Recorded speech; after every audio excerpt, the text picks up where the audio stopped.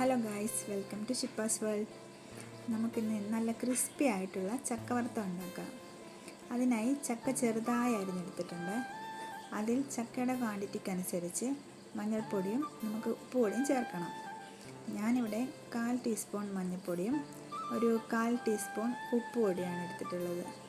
പിന്നെ ഇതിന് നമുക്ക് ആവശ്യമായത് 2 ടീസ്പൂൺ വെളിച്ചെണ്ണയാണ്. വെറും 2 ടീസ്പൂൺ വെളിച്ചെണ്ണ കൊണ്ടാണ് നമ്മൾ ഈ ചക്ക വറുത്തെടുക്കാൻ പോകുന്നത്. നമുക്കിതൊന്ന് ഓവനിൽ വെച്ച് വറുത്തെടുത്ത് നോക്കാം.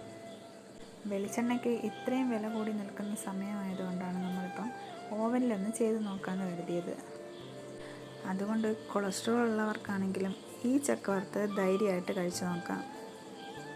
നമ്മൾ ഓവൻ ഓൺ ചെയ്തതിന് ശേഷം അത് 360 ഡിഗ്രിയിൽ 30 മിനിറ്റാണ് സെറ്റ് ചെയ്ത് വെച്ചിരിക്കുന്നത്. ഞാനൊരല്പം ചക്കയെ എടുത്തിട്ടുള്ളായിരുന്നു. അത് കാരണം എനിക്ക് 30 മിനിറ്റ് ഇതിന് വേണ്ടി വന്നുള്ളൂ. പക്ഷേ നിങ്ങൾ ചക്കയുടെ ക്വാണ്ടിറ്റിക്കനുസരിച്ച് അത് കൂട്ടിയും കുറച്ചും ചെയ്തോണം. നമുക്കെല്ലാവർക്കും ഇഷ്ടപ്പെട്ട ഒന്നാണ് ചക്ക വറുത്തത്. അത് നമുക്ക് ഇങ്ങനെയും വറുത്തെടുക്കാം.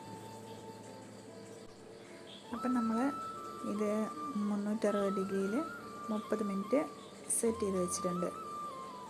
അതിനുശേഷം നമ്മൾ ഓവനകത്ത് ഏത് പാത്രത്തിലാണോ നിങ്ങൾ വെക്കുന്നതെന്ന് വെച്ചാൽ ആ പാത്രത്തിലോട്ട് ചക്ക നല്ലതായിട്ട് നിരത്തി വെച്ചേക്കണം. ഒത്തിരി ക്വാണ്ടിറ്റി ആകുമ്പം അതിനനുസരിച്ച് നമുക്ക് ക്രിസ്പിയായി കിട്ടാനും പാടായിരിക്കും. ഞാനിത് ശകലമായത് കാരണം ഞാൻ നല്ലതായിട്ട് അത് നിരത്തി വെച്ചിട്ടുണ്ട്. ഇനി നമുക്ക് 30 മിനിറ്റിന് ശേഷം എങ്ങനെ ഇരിക്കുന്നത് കാണാം.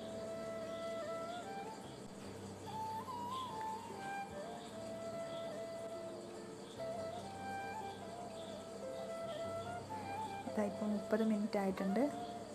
ഞാനിതാ ചക്ക വറുത്ത് നമുക്കൊന്ന് എടുത്ത് നോക്കാം.